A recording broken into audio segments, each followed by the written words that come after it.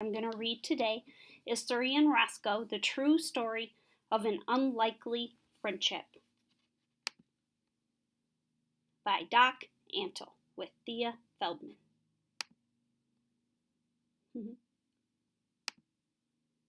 Here is the true story of an amazing friendship between an orangutan named Suryia, and a dog named Roscoe that began at a wildlife preserve in South Carolina. It was a hot day, a splash in the river day.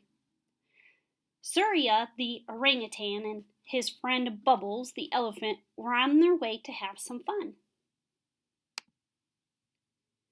Suryia rode high on Bubbles' back. Suddenly they heard noises in the woods. Twigs cracked and leaves crackled. What was it?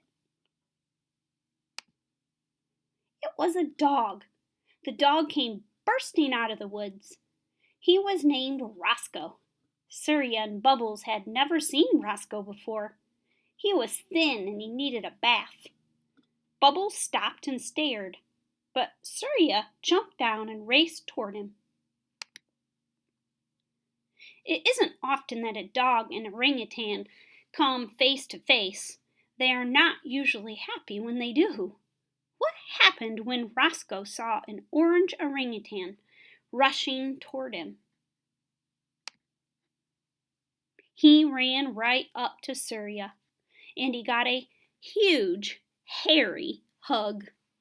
Suryia hugged Roscoe and smiled. Roscoe's tail wagged back and forth and back and forth. That was his way of smiling. Suryia and Roscoe acted just like long-lost friends. Everyone headed down to the river. Splash! Bubbles went in the water. She sprayed them all with her trunk. Suryia and Roscoe played on the riverbank.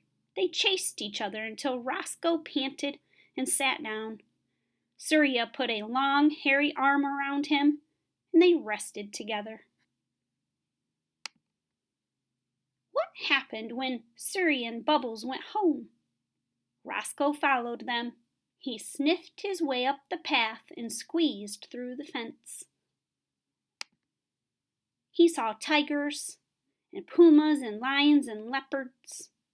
There were gators, turtles, tapirs, and oodles of orangutans. But where was Suryia? Sniff, sniff, sniff. Roscoe used his nose to find his friend. Suryia was having a snack. He offered to share his banana. Did Roscoe like bananas? No, he was Roscoe hungry. Yes. Suryia offered a bowl of his own food to Roscoe and gave him some water. When Roscoe finished, he wagged his tail.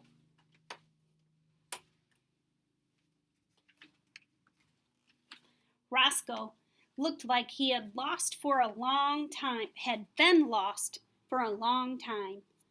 Everyone tried, but no one could find his owner. That meant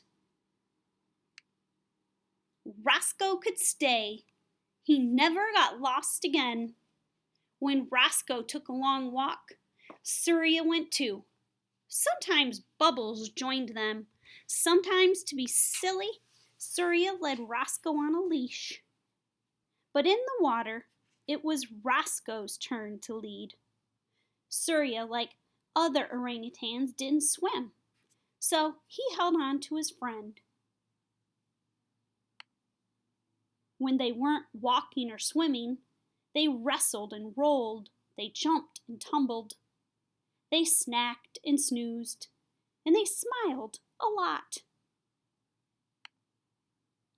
Even when they were just hanging around, Suryia and Roscoe clearly belonged together.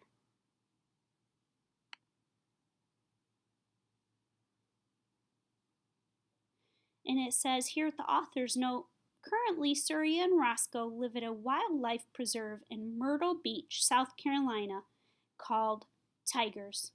The preserve shelters more than 100 animals, and each of them, like Suryia, has a story to tell.